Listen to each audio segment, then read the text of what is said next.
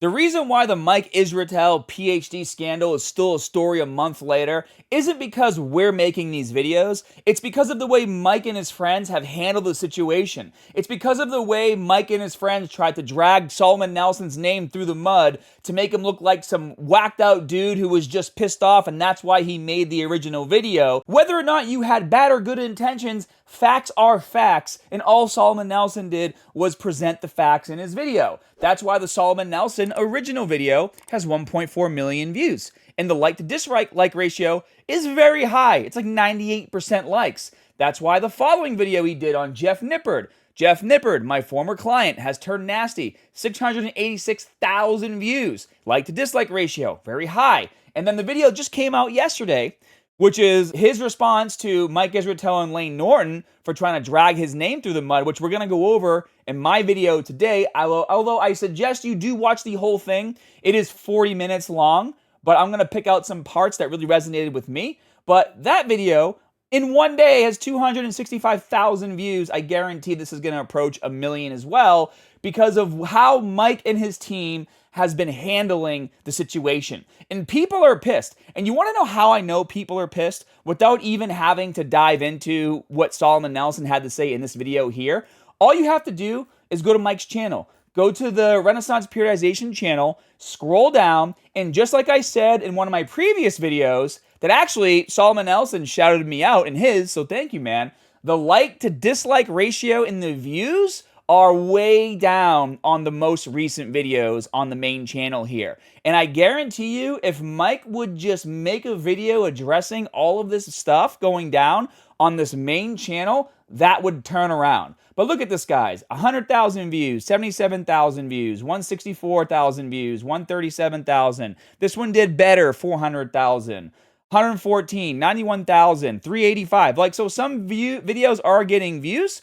We'll take a look at those in a second. But if you scroll down to over a month ago, before Solomon Nelson's first video came out, every video was averaging over like 300 to 400,000 views, hitting 1.3 million views. Like, people are still pissed. And if you install, a lot of you guys asked me like how I see the dislike button. It's a plugin that you can install in your browser.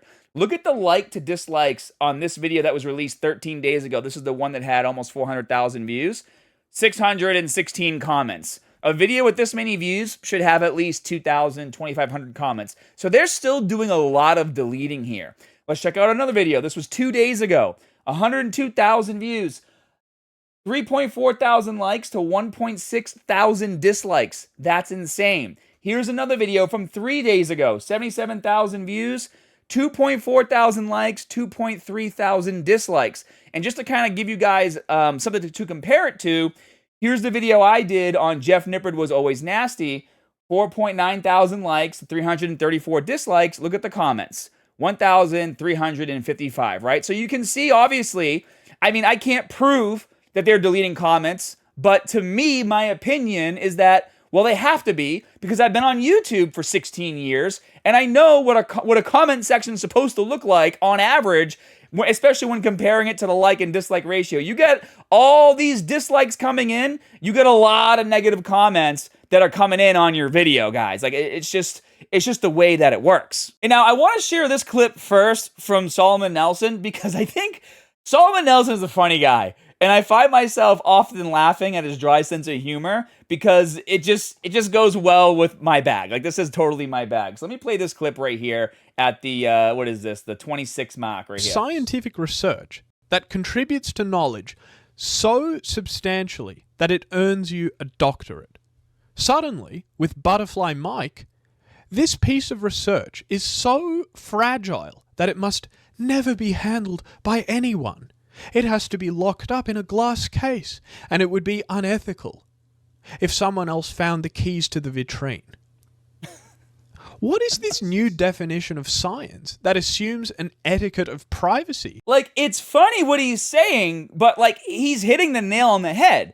Everybody out here that ran cover for Mike, right? We had Jeff Nippard post these comments, and then he deleted them.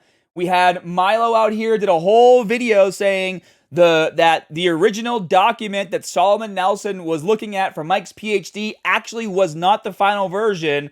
And then they tried to basically, or allegedly, I can't prove it, forge a new document, say that was the real one. Everyone got pissed. They got caught. They took it down. And then the very document that Milo made a 33-minute video on, I'm surprised he hasn't taken this video down, turns out that was the correct document.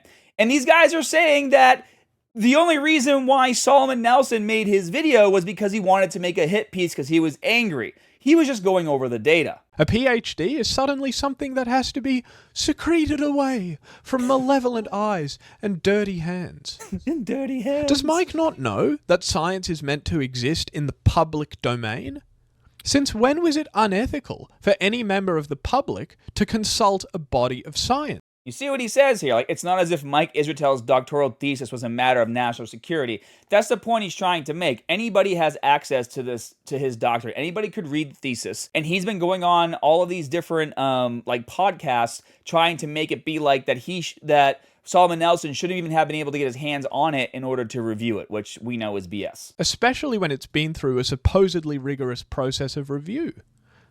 So isn't this telling? Mike questions the ethics of getting hold of a doctorate that is supposed to be publicly available and that his own university posts as a significant contribution to knowledge. And that statement right there leads into the exact reason why people are so pissed off, is because all Solomon Nelson did was point out that the thesis was trash. It wasn't just spelling mistakes. It wasn't just tables that were copied and things got shifted over a cell or two, right? It wasn't those things. And the response from Mike and his friends and his team, instead of just saying, oh yeah, the dissertation was kind of garbage, but look how far we've come since then, the response was, my ego is bruised, and so now I'm going to go on every other person's YouTube channel besides my own, and I'm going to drag Solomon Nelson's name through the mud while also giving him, oddly weird compliments as well. You guys saw, we talked about this video. This pot in this video right here is what irritated me the most. It was on the Just Kidding News. Right here, watch. But he has a PhD. He does not. Oh, he doesn't. No. He has a PhD. No, he doesn't. So because you don't have a PhD, that means that all of a sudden you can't have the knowledge that it takes in order to analyze a document and present the information in that document. Because Solomon Nelson doesn't have a PhD, he couldn't read the thesis that Mike put together and find all the mistakes that were made and then point them out, right? So it's like they're trying to kind of laugh about the situation to make it look like it's really not that big of a deal, and this guy is kind of weird, and he's just kind of out to get me. That really rubbed me the wrong way. That's why I covered that in my last video. Let me play this clip for you too. Mike Israetel himself and Layne Norton serve as perfect case studies for a much larger dynamic at play. Their responses, though different in form, are united by a common theme: an attempt to discredit the messenger to avoid the substance of the message. Discredit the messenger to avoid the substance of the message. Because again, it wasn't just spelling mistakes. It went much deeper than that. And Solomon went over those tables once again in the video at around the 16-minute, 25-second mark. Let's play it. Why would a repeated shift by one error only corrupt the lowest performers' standard deviation columns while leaving the highest performers' standard deviation columns untouched in every single instance? This makes Mike's one-off offset explanation highly improbable. Second, Mike's claim that the errors I spotted were exclusively clerical, consisting of a misplaced negative sign on a few correlations and a table pasting misalignment, is a gross minimization. At a certain point, clerical errors on such an enormous scale aren't a simple whoops, but reflect a systemic lack of care antithetical to doctoral level work. And there was one other part to Mike's messaging that he kept repeating over and over again in these interviews that he was doing. The fact that the written part of the PhD was only 1/3, as if it was not as important as the other two things that he had to do. And that always bothered me, because why would you even need it then if it wasn't that big of a deal, right? And so Solomon covers this in his video. I'm going to play the clip for you right now. He first offered the 1/3 PhD defense, arguing that his doctorate was unique and that the dissertation was only 1/3 of the work, placing it in the bottom 10th percentile for research quality by design. In my PhD program, the dissertation was 1/3 of the PhD. It's a very unique PhD. What is this guy like? Why is this guy even here? He's just like repeating words that he doesn't understand. Like, this guy is irritating. Program. This excuse doesn't make sense. It's true that PhDs can have coursework components, but the idea of the coursework isn't to diminish the quality of the research. The PhD is an internationally recognized research qualification. Mike did a PhD, not a professional doctorate. Throughout the world, the PhD testifies to the candidate's ability to conduct research. So basically what he's saying is like, why are you trying to make it? And again, this is how he's running cover. He's like, well, it was only 1/3, guys. Like, it's not even that big of a deal, right? And then we get into this piece right here where Mike then starts talking about how credentials are bullshit after building his entire career on being Dr. Mike. In his recent podcast tour, Mike suddenly adopted a new talking point. I love this. That credentials are kind of bullshit. Credentials are kind of bullshit to begin with. And credibility is actually dog shit. Yeah. I think the term credibility is actually dog to begin with. This is coming from the man who built his entire empire on the Dr. Mike persona. Dr. Mike here for RP strength. And PhD approved marketing. What do you get when PhD sports scientists collaborate with pro bodybuilders? The most effective muscle growth training app ever made. He's on record saying that his PhD was a really good idea because of the authority it confers. Dr. Mike, geez, that's a big deal. And I've noticed that carries a lot of weight. So for me, only by signaling, my PhD was a really good idea. This is the core of Mike's strategy. He wants to have it both ways. When the PhD was a profitable signal for his brand, it was a really good idea. Now that the substance of that PhD is exposed as a liability, credentials are suddenly bullshit.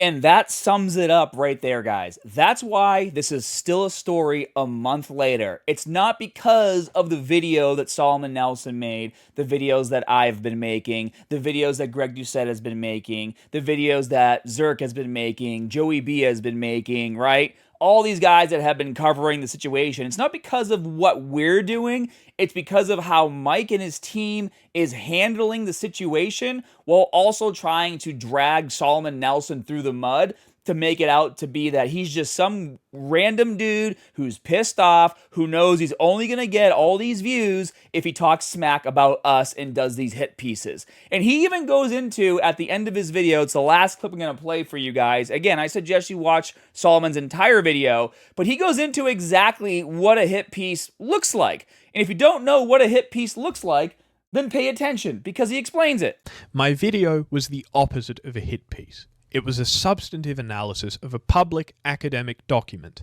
focusing on its corrupted data, methodological flaws, and unoriginal conclusions. A genuine hit piece, the kind Layne seems to anticipate with such weary resignation, begins with malice and follows a predictable and tawdry script. It would eschew any discussion of methodology or p-values, and instead delve into dark things, like the murky waters of Layne's personal life. If I wanted to make that kind of video, then I might point to the public allegations that Layne was unfaithful to his wife. I had an affair. And you put it on. One of the arguments used against me was Lyle made my wife cry, which, whether true or not, is irrelevant. And I would ask you again, Layne, did she cry more when you left her and your kids for an Australian bikini chick?